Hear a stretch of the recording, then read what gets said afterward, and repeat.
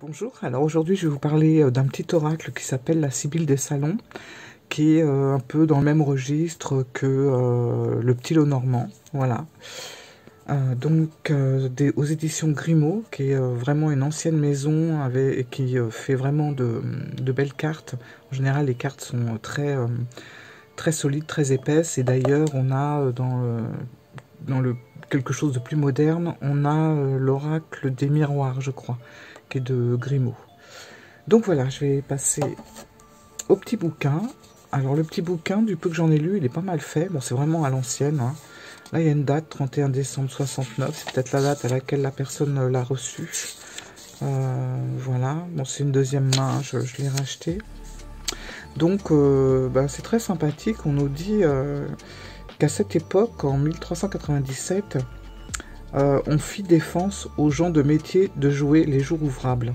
Voilà, donc ils n'avaient pas le droit de jouer à la paume, à la boule, au dé, aux cartes et aux quilles. Voilà, c'est vraiment d'époque, hein. Donc voilà, très intéressant. Et à la fin, je trouve que c'est pas mal parce que ça nous montre aussi tout ce qui a été édité chez Grimaud. Donc on retrouve des vieux jeux comme l'ancien tarot de Marseille, le grand Lenormand, le grand Tétéia, le jeu de la main, tarot Arista, oracle Béline, petit cartomancien, livre du destin, la Sibylle des Salons et le grand tarot Béline. Voilà. Donc, ouais, je pense qu'à lire, ça peut être très sympa. Et on a aussi les explications des dessins. Voilà. Donc, on est là. Donc voilà, le tarotage à l'ancienne. Comme j'ai recommencé la vidéo 3-4 fois, je ne sais plus si je vous l'ai déjà dit ou pas. Je sais plus.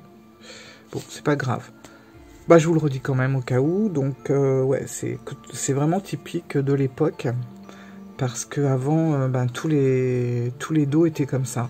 C'était pas comme maintenant où chaque jeu qui sort a son propre dos, en fait. Donc, tous les tarots, les oracles de l'époque avaient ce tarotage-là. Et on faisait les angles pointus et pas du tout arrondis. Je l'ai peut-être déjà dit, mais c'est pas grave, je vous le redis encore. Allez. Allez, c'est parti. Alors, vous allez voir, c'est marrant parce qu'on retrouve des mots un peu anciens. Donc, amour, mort, ennemi. Une lettre, mariage, inconstance. Une brune, fidélité, attachement, ami sincère.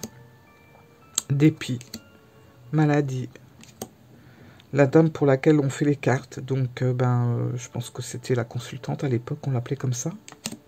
Révélation importante, homme de loi, attente, un peu d'argent, empêchement, présent, caquet. Voilà un mot qu'on n'utilise plus vraiment. J'ai vu sur internet que caquet, ça voulait dire que c'était un peu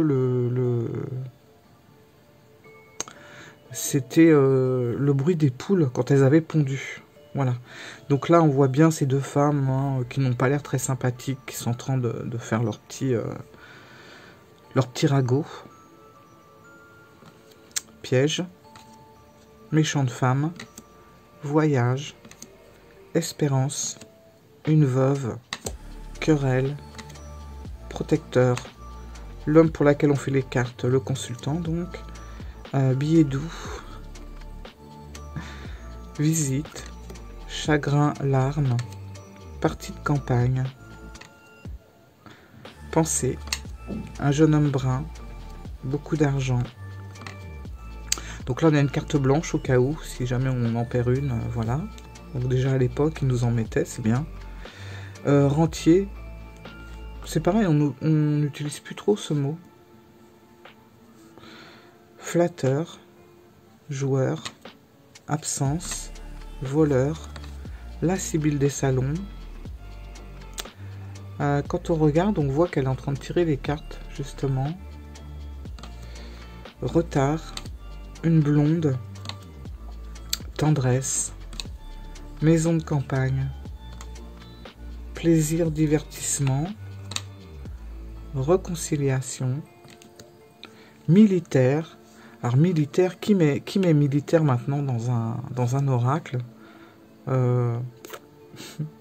C'est, je sais pas. C'était vraiment, ouais, c'est vraiment les trucs de l'époque. Surprise, succès, perte d'argent, maison de ville, contrariété, déplaisir et victoire. Voilà. On va faire un petit tirage à 2 cartes juste pour voir un petit peu la tendance de ce jeu. Voilà. Donc moi je prends pas les cartes qui crèvent, parce que je me dis toujours que c'est maladresse plutôt que autre chose. Et là oui, je le suis vraiment. En je suis malade.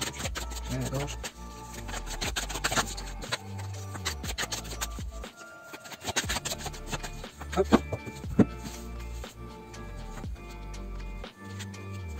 Alors, qu'est-ce qu'il y a à nous dire ce petit temps? Hop. Une veuve. Super. Et une brune. Ok. Bon, bah écoutez, voilà. C'est assez restreint. Là, j'ai envie de dire peut-être que le jeu nous dit tout simplement de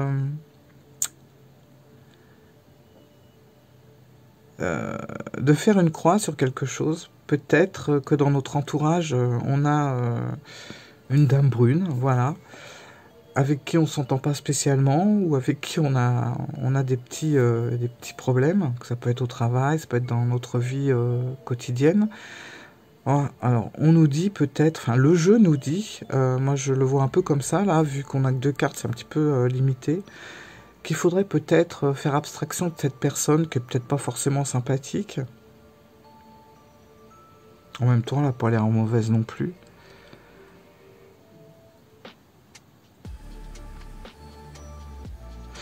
Ouais, donc bon, on pourrait se dire, enfin le jeu pourrait nous dire effectivement peut-être de ne pas trop copiner avec cette personne, que c'est peut-être pas quelqu'un de sympathique, qu'on a envie d'être seul, de réfléchir, voilà. Après c'est peut-être pas forcément une mauvaise femme, puisque dans le jeu on a la mauvaise femme, là c'est tout simplement une brune.